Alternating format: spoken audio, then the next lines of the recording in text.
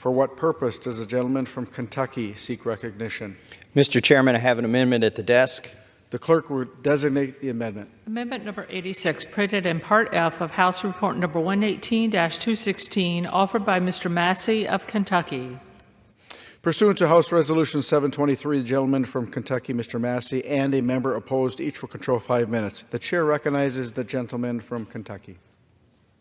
Mr. Chairman, I rise in support of my amendment, which states that none of the funds made available by this act may be used to fund any grant related to any transgenic edible vaccine. Does the term transgenic edible vaccine sound far-fetched? Well, it's not. We're funding it. In fact, scientists from the University of California, Riverside, funded with your taxpayer dollars, have been studying whether they can turn edible plants, such as lettuce and spinach, into mRNA vaccine factories, thereby creating a transgenic edible vaccine. One associate professor at UCR explained that ideally a single plant would produce enough mRNA to vaccinate a single person. We are testing this approach with spinach and lettuce and have long-term goals of people growing it in their own gardens. Farmers could also eventually grow entire fields of it. I don't think this is a good idea. I don't think the American people should be funding this. And I would hope that we've learned something from the COVID experience with SARS-CoV-2, that some of our science projects aren't the best ideas. And with that, I reserve. Gentleman from Kentucky is recognized. Well, my colleague on the other side of the aisle talks about keeping prices low. I think there's more to it than that for the American people.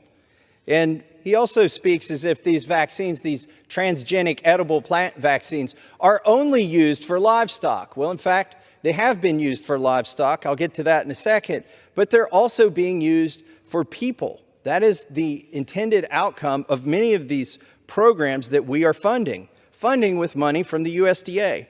What could possibly go wrong with this research? Well, we found out a few years ago when a biotech company was experimenting, growing in corn a vaccine to keep pigs from getting diarrhea. What happened? Well, the next year where the corn was grown, the prior year, the corn came up and it got commingled with soybeans that were being grown there. It contaminated 500 bushels of soybeans, which were then commingled with 500,000 bushels of soybeans. And those all had to be recalled and destroyed. Luckily, they caught it. Do we want humans eating vaccines that were grown in corn meant to stop pigs from getting diarrhea? I don't think we want that to happen.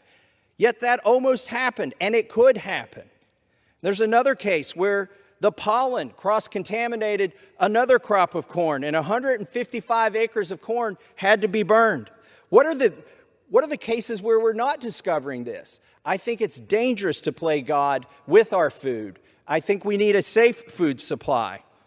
And this is about food safety. Ultimately, the people in this country need to know what's in their food. And if we start contaminating the DNA of our food with DNA from other animals or viruses, the pollen could spread, and we don't know what could happen. And I would hope we've learned a lesson from the Wuhan lab that sometimes things escape. Sometimes things don't go as you plan. And so that's why I think it's a bad idea to fund transgenic edible plant vaccine research from the USDA. I urge adoption of my amendment, and I yield back the balance of my time. The question is on the amendment offered by the gentleman from Kentucky.